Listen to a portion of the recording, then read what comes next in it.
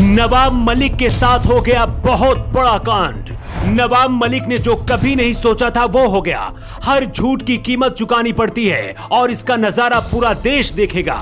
जिस नवाब मलिक ने समीर वानखेड़े जैसे अधिकारी का जीना हराम कर दिया, जिसने समीर वानखेड़े की जिंदगी को बर्बादी की कगार पर लाकर खड़ा कर दिया, वो नवाब मलिक अब खुद जेल की सलाखों में होगा।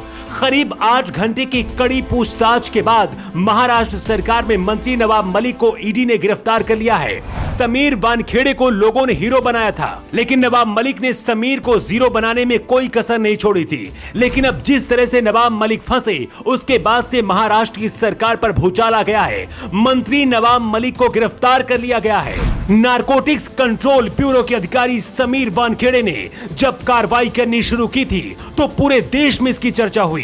हर तरफ सिर्फ समीर वानखेड़े नजर आ रहे थे। लेकिन जब समीर वानखेड़े ने नवाब मलिक के दामाद को जेल पहुंचाया तो नवाब मलिक ने समीर वानखेड़े के खिलाफ मोर्चा खोल दिया था। समीर वानखेड़े और उसके परिवार पर आरोप लगाने शुरू कर दिए थे।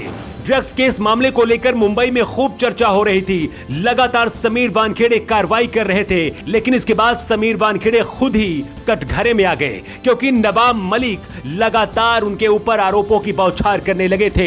हर दिन प्रेस कॉन्फ्रेंस करके नए नए आरोप लगाने लगे थे। नवाब मलिक ने समीर वानखेड़े के जन्म से लेकर शादी तक का मामला उठाया। कभी कहा हिंदू नहीं है तो कभी कहा ईमानदार नहीं है। हर दिन प्रेस कॉन्फ्रेंस करके नए नए आरोप लगा रहे थे। लेकिन अब नवाब मलिक तगड़े फंस गए हैं। नवाब मलिक उत्तर प्रदेश के बलरामपुर जिले के रहने वाले हैं। इनका परिवार कभी खेती बाड़ी और किसानी करता था। नवाब मलिक खुद कबाड़ का काम करते थे। इसके बाद महाराष्ट्र पहुंचे, यहाँ भी कुछ दिन कबाड़ का काम किया, लेकिन फिर धीरे धीरे राजनीति में आ गए। नवाब मलिक को प्रवर्तन निदेशालय ने आज पूछताछ के लिए बुलाया था। अंडरवर्ल्ड डॉन दाऊद इब्राहिम के साथ कनेक्शन का आरोप लगा है। अंडरवर्ल्ड डॉन दाऊद इब्राहिम के भाई इकबाल कासकर ने ईडी से पूछताछ के दौरान नवाब मलिक का नाम लिया था। इसके बाद ईडी ने उन्हें पूछताछ के लिए बुलाया। नवाब मलिक पर यह भी आरोप है कि उसने हसीना पारकर के करीब माने जाने वाले सलीम पटेल के साथ व्यापार कर रहे हैं। ये आरोप बहुत ही गंभीर हैं और अगर ये आरोप साबित होते हैं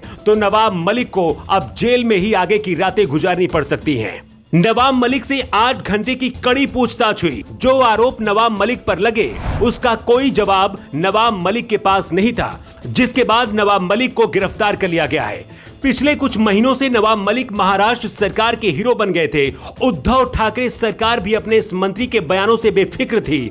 इस बात की पहले ही आशंका थी कि नवाब मलिक जांच अधिकारियों का ध्यान भटकाने की कोशिश कर रहे हैं। लेकिन ईडी के अधिकारी अंदर ही अंदर नवाब मलिक के खिलाफ सबूत इकट्ठा कर रहे थे और सबूत मिलने के साथ ही बहुत बड़ी कार्रवाई हुई।